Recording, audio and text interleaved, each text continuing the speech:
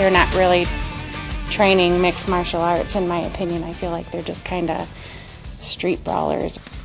A local fighter hopes the Senate will pass legislation to strengthen the safety of a fast-growing sport. It is our top story this evening. Good evening, I'm Greg Adeline. We'll get to that story in just 1 minute, but first we're in the Weather Center with Jim Geyer. And Jim, the rain keeps coming and going, and it's getting a little colder, so what are the chances of maybe some, dare I say it, snow? We could see some snow here in mid-Michigan later on tonight. Right now it's just rain in mid-Michigan, but the snow that we might see later on tonight, maybe just a couple of passing snow showers or wet snowflakes. Nothing like the 4 to 8 inches of snow they picked up in the UP today. You can see Storm Tracker 6 Doppler radar right now. This is just rain making its way through mid-Michigan, and it's been moving from west to east, and we'll be in and out of this area of rain for a while. But colder air will slowly advance. Live look from our Capitol Cam on Michigan Avenue. It is wet now. 39 the current temperature in Lansing, right at 40 for Charlotte, Mason, Howell, Jackson, Hillsdale, Coldwater, all at 40 degrees. As we head through the night, temperatures just slowly fall, and late tonight or toward daybreak, we could see a few wet snowflakes. And while tomorrow looks like another cold, windy day, things will turn around for Sunday. I'll have the complete forecast in just a few minutes. All right, thanks, Jim. Well, the sport of mixed martial arts has been growing in recent years. It can be dangerous and even deadly. Just last weekend, a fighter died in Port Huron after competing in an unregulated event. Legislation is currently in the Senate that would bring some major changes, and our Nick Perot spoke with a local fighter who says the bills would be good for safety and the sport. Number 2, look at that right hand. Under the lights, big crowds and fans, this is what professional mixed martial arts cage fighting looks like. Amateur fights, however, are a little different. You have a guy who says, I'm a fight promoter. He knows a couple guys who knows a couple guys, and their cousins train 5 guys in their basement, and they'll all go and they'll beat on each other, and at the end of the night, oh, we're MMA fighters. Or amateur fights are often unregulated with little or no medical support on hand. Because of that, Brady Boston chooses not to teach mixed martial arts cage fighting at his Korean Mixed Martial Arts Academy in Jackson. I've actually been to a few events where I've seen fighters not show up to a fight, and their promoter had pulled someone right out of the audience to fight. For the past 3 years, Elizabeth Jaraka, known around here as the Ninja, competes in various martial arts competitions, but will not step into a cage. If this environment goes unregulated one more weekend, this opportunity for someone to die is there, and I don't think anybody wants this. State Representative Harvey Santana has introduced 2 bills that would look to add requirements to amateur fights, such as mandatory blood tests, insurance for fighters, and promoter licenses. One change Elizabeth would be happy to see with this legislation: medical staff on hand at every event. I mean, I still love the sport. I love the tradition behind martial arts and what it stands for and what it's meant to be, but I just don't feel safe with the local promoters here. But if the bills pass, Elizabeth says she may end up taking her love for the sport into the cage. In Jackson, Nick Perot, 6 News. I know Nick's Nick. got his hands Yes, full he there. wrestled in high school, but he was not prepared for that. No, it doesn't look like it. No. Michigan Senate needs to approve the Amateur Mixed Martial Arts Regulatory Act before it becomes law. It passed the House by a vote of 106 to 3. Well, a murder case that spanned Lenawee and Jackson counties has come to a close. 42-year-old Stephen Storm pleaded guilty to second-degree murder and will be sentenced to life in prison May 17th. Now, according to the Lenawee County prosecutor, Burt Castleberry, Storm said he just snapped the day that he killed Sandra Johnson. Storm delivered her water softening salt, went to her home that day to repay a small loan. Instead, he killed her and dumped her body at Crispell Lake. Later that same day, he used her debit card, and that's the clue that cracked the case. He was arrested days later.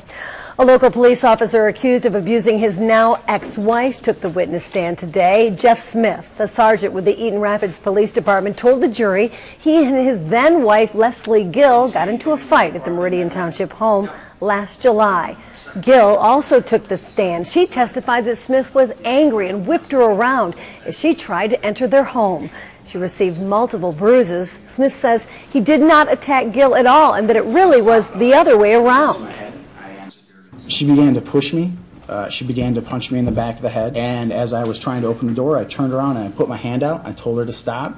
And Where she approached on the right side of the step, there's no railing. And so she went to step back after I go with this, and she fell to the ground. He had noticed that my leg was bleeding, and then began to be very concerned. Oh my goodness, I've never done this before. I'm going to lose my job. I'm going to lose my kids. If you report this, I'm in so much trouble. Smith is currently on paid administrative leave. If convicted of domestic violence, the prosecutor says Smith could face 93 days in jail. He will continue his testimony in court on Wednesday. The Eaton County Sheriff's Office says a missing woman has been found. Samantha Cardenas Chambers was last seen on Thursday night, but this evening a post on the sheriff's Facebook page says that she's been located. Well, if you're a procrastinator and you haven't filed your taxes yet, you've only got the weekend left to do it. Tax day is Monday. That's right, but don't worry. Our social media reporter Amy Akers found a few resources to make it a little easier for you. Amy? That's right, time is running out to get your taxes filed, but you're not completely out of luck. There are apps and websites out there to make this time of year go a little bit smoother. Digital filing seems to be the way to go this year, and of course, there's an app for that. If you have pretty simple tax needs, TurboTax SnapTax app is an easy way to go. The app gets what it needs from a quick picture of your W-2 form and a few extra questions. Now, if you own a house, are self-employed, or have other special situations, you'll get redirected to their online version. But don't worry, they are connected. If you've already filed but want to take the stress off of next year, check out DocVault.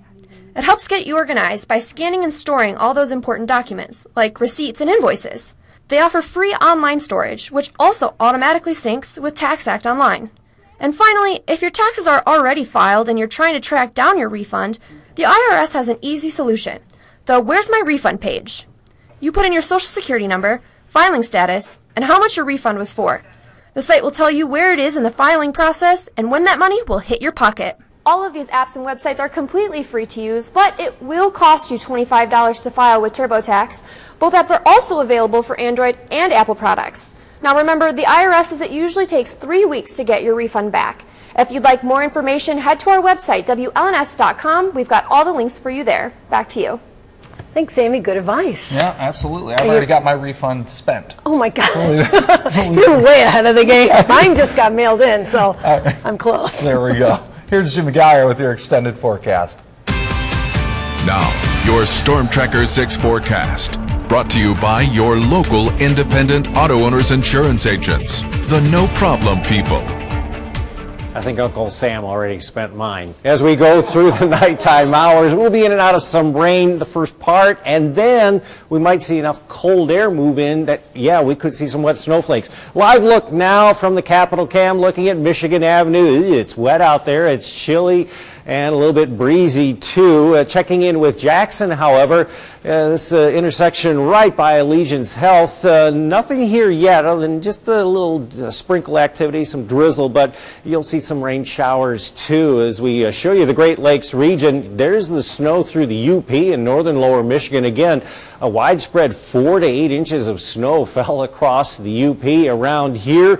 We've been in and out of some of these rain showers that have been developing, all swirling around a storm system to our north, and that cold air will be moving in later on tonight and sticking around for at least the first half of the day tomorrow. What that means for us, it could be a rain-snow mix, nothing heavy, but that could be occurring through the morning, and as the cold air continues to pour in through the day, by the noon hour, it might just be some wet snowflakes before things settle down and we just go mostly cloudy for the rest of the day. Eventually, the system gets on out of here, only to be replaced by another one moving in from the west. However, Sunday morning looks good. We'll see some sun the first part of the day, and this little stripe of moisture, that's out ahead of a warm front. It's just a maybe whether we see some showers here on Sunday. I'll put in a slight chance for that, but most of your Sunday will be dry, and I think we'll see a little afternoon sun and more of a southerly wind, so temperatures will be climbing back to where they should be. And for Monday, we'll have southerly winds just ahead of a cold front, which will bring more rain in the form of scattered showers and thunderstorms, and that will probably stick around through Monday night and into some of the day on Tuesday. Right now, a chilly 39 for Lansing. Same thing in Charlotte. Elma only 37, while it's 40 for Jackson. Same thing in Hillsdale and for Coldwater. So as we go through the nighttime hours, Again, it's rain showers for a few more hours. Then we could mix in some wet snowflakes as temperatures ease down to around 33 degrees, and that's about where we'll be to start the day. Clouds, there might be a few passing snow showers or flurries through the first half of the day, 38 by the noon hour, and then just mostly cloudy in the afternoon, all the way up to 42 degrees. That's a degree higher than today. And then on Sunday, things look a lot better. Again, I put in a slight chance for a shower on Sunday, but most of the day is okay, and 54. 62 on Monday. There we go, heading on upward, and that's where it stops. We retreat a little bit. Wednesday, I'm thinking that's another one of those cold, windy, wet days when temperatures don't even make it to 50 degrees. Yeah, spring just doesn't want to get here. Now, there are thunderstorms in the forecast on Monday. I'm not expecting any of those to be severe, but this is Severe Weather Awareness Week, and one of the best things you could have in your home or office to alert you to severe weather, and NOAA Weather Radio. And right now they are on sale at ABC Warehouse for $29.99. That's $10 cheaper than they normally sell. We've got them on sale for you too. Yeah, and again, we are going to have a contest coming up soon. We're working out all the arrangements. Stay tuned for that. All right. Thanks a lot. Thanks, Jim. Sure.